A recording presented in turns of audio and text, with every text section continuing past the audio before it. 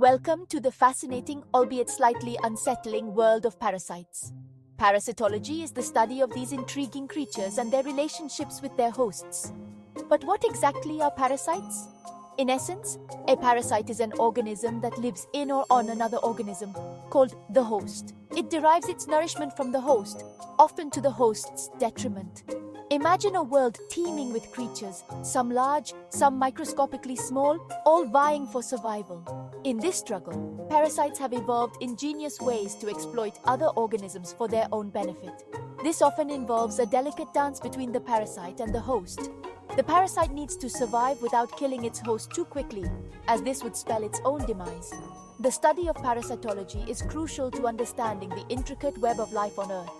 It unveils the complex interactions between different species and their impact on ecosystems. For humans, understanding parasites is particularly important for maintaining our health and well-being.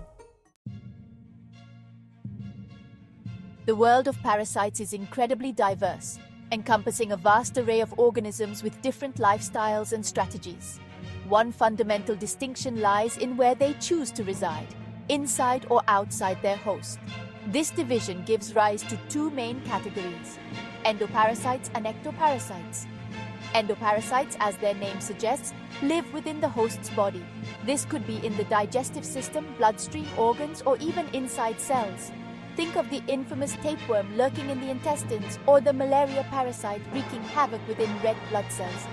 These internal invaders are masters of disguise, often evading the host's immune system to establish long-term infections. On the other hand, ectoparasites make their home on the external surface of the host. These are the creatures we often find most readily, as they are visible to the naked eye. Ticks, fleas, and lice are prime examples, clinging to skin and fur, feeding on blood and causing irritation. While they may seem less sinister than their internal counterparts, ectoparasites can transmit a range of diseases and cause significant discomfort. Understanding this fundamental difference between endo and ectoparasites is crucial for developing effective strategies for their control and treatment. The journey of a parasite from one host to another is a perilous one, fraught with challenges and obstacles. Yet, these remarkable creatures have evolved a remarkable array of strategies to ensure their survival and propagation. Understanding these transmission routes is vital for controlling the spread of parasitic infections. One common pathway is through ingestion.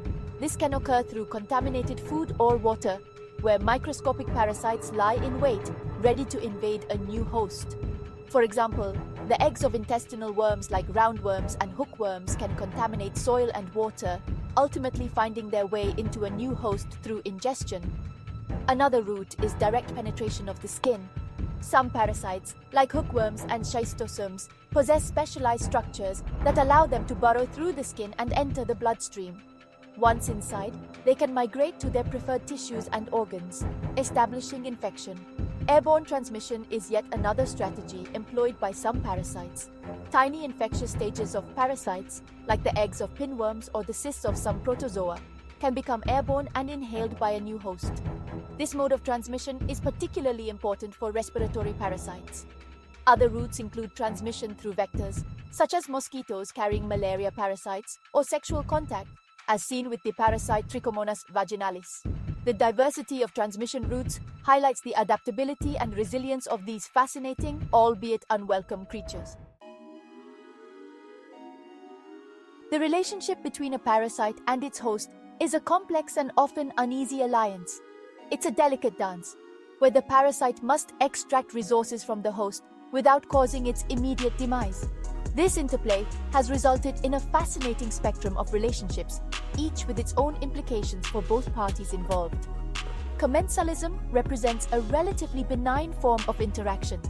In this scenario, the parasite benefits from the host, while the host remains largely unaffected. For instance, certain species of amoeba live harmlessly in the human gut, obtaining nutrients without causing any noticeable harm. Mutualism takes this partnership a step further, where both the parasite and the host derive benefits from the relationship. A classic example is the relationship between termites and the protozoa that live in their guts. The protozoa help the termites digest wood, while the termites provide a safe haven and a constant food supply. Parasitism, as the name suggests, is a more one-sided affair. Here, the parasite benefits at the expense of the host, often causing harm or disease. This can range from mild discomfort to severe illness and even death. The malaria parasite, for instance, multiplies within red blood cells, leading to debilitating symptoms and potentially fatal complications. Understanding these different host-parasite relationships is crucial for understanding the impact of parasites on individual organisms and entire ecosystems. It allows us to appreciate the complex web of life and the delicate balance that exists between different species.